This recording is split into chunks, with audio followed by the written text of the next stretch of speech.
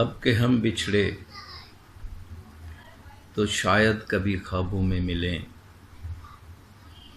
جس طرح سوکھے ہوئے پھول کتابوں میں ملیں۔ جی ہاں، احمد فراز، جنہیں ہم سے بچھڑے آج 9 برس ہو چکے۔ احمد فراز اپنے دور میں جدید ترین شاعری کے حوالے سے صف اول کے بہترین شعراء میں سے ایک ہیں۔ 12 اگست 1930 میں کوہاٹ میں پیدا ہوئے سید احمد شاہ نام اور احمد فراز کے نام سے شہرت حاصل کی۔ ایم اے اردو میں اور فارسی میں کیا اور بہت کامیاب زندگی گزاری، بہت سے عہدوں پہ رہے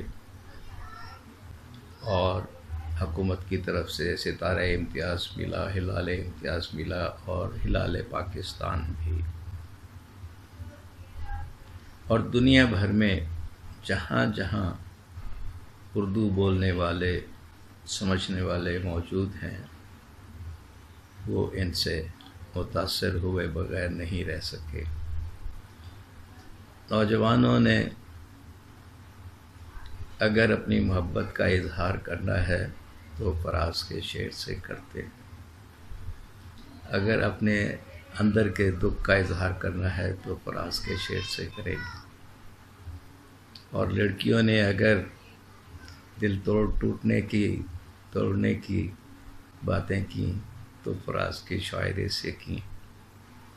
تو بلا شبہ وہ عوام کے دلوں میں رہتے ہیں۔ یہی وجہ ہے کہ ان کے جانے کے باوجود ان کی مقبولیت میں کوئی کمی نہیں آئی۔ انہوں نے اپنے جوانی کے ایام میں فیض احمد فیض اور علی سردار جعفری سے جہاں دوستی کو کامیاب بنایا، وہاں ان کی شاعری پر ان کا اثر بھی ہوا۔ یہی وجہ ہے کہ ان کی شاعری میں ہمیں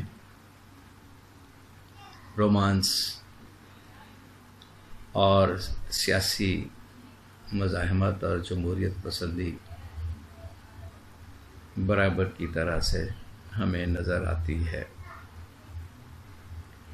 فراز ان شعراء کی صف میں ہیں جو جب تک اردو غزل باقی ہے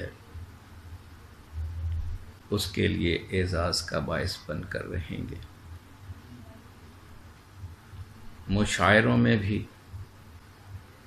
انہیں بے تحاشا داد ملتی تھی اور اپنے مخصوص انداز سے جینا، مخصوص انداز سے گفتگو کرنا، یہ بھی انہی کا خاصہ تھا، جس کی وجہ سے وہ عوام میں بھی اور خواص میں بھی برابر مقبولیت رکھتے تھے۔ آئیے ان کی ایک غزل انہی کی زبانی سنتے ہیں۔ نئی مسافت کا عہد نامہ۔ میرا لہو رائے گاں نہیں تھا، جو میرے دیوار و در سے ٹپکا تو شاہراہوں تک آ گیا ہے۔ میرا لہو رائے گاں نہیں تھا، جو میرے دیوار و در سے ٹپکا تو شاہراہوں تک آ گیا ہے۔ جہاں کسی کو گما نہیں تھا، میرا لہو رائے گاں نہیں تھا۔ میرے مقدر میں آبرو کی تمام لمبی مسافتیں تھیں۔ میرے سفر میں حسین کے سر، مسیح کے جسم کی سبھی دردناکیاں تھیں، اذیتیں تھیں، مگر میرا درد بے وقر تھا، مگر میرا دشت بے شجر تھا۔ یہ بات برسوں کی ہو تو ہو، پر وہ ساعتیں اب بھی نوحگر ہیں۔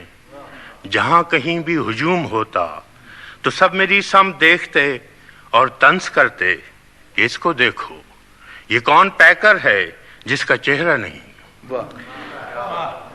جہاں کہیں بھی ہجوم ہوتا تو سب میری سم دیکھتے اور طنز کرتے، یہ کون پیکر ہے جس کا چہرہ نہیں؟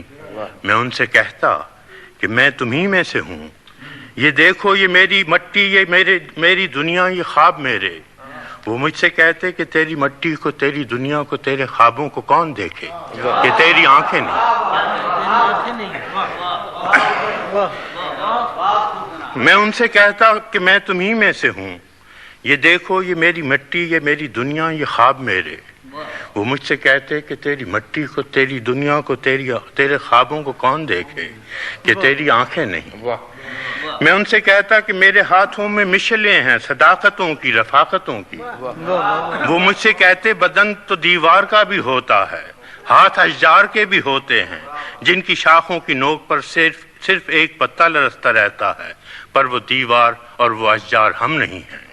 میں نسل آدم کے اس قبیلے کا فرد تھا، پر مجھے کوئی جانتا نہیں تھا۔ میں اپنے ایثار کے فسانے انہیں سناتا، مگر کوئی مانتا نہیں تھا۔ ہم ایک جیسے تھے، پر گروہ علم کشاں میں کوئی بھی ایک دوسرے کو پہچانتا نہیں تھا، کہ سب کے چہرے تھے، سب کے ماتھے تھے، اور ماتھوں پہ عہد نامے لکھے ہوئے تھے، محبتوں کے، صداقتوں کے، سفر کی ساری رفاقتوں کے۔ تمام چہرے، تمام پیکر، تمام چہرے تھے آئینے ان علامتوں کے، جو زندگی کا ثبوت بھی ہیں، ثبات بھی ہیں، جو ذات بھی، کائنات بھی ہیں۔ میں سر بریدہ پلٹ کے آیا تو ساتھ سارے نشان لایا، انا کے، پندار کے، وفا کے۔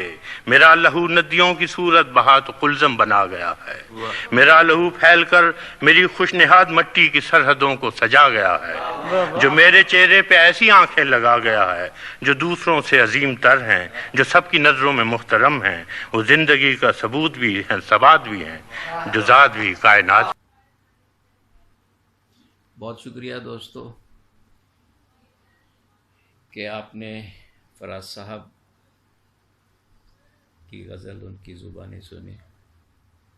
یہ سلسلہ آپ ہی کے دم سے چلتا رہے گا، انشاءاللہ ملاقات ہوتی ہے۔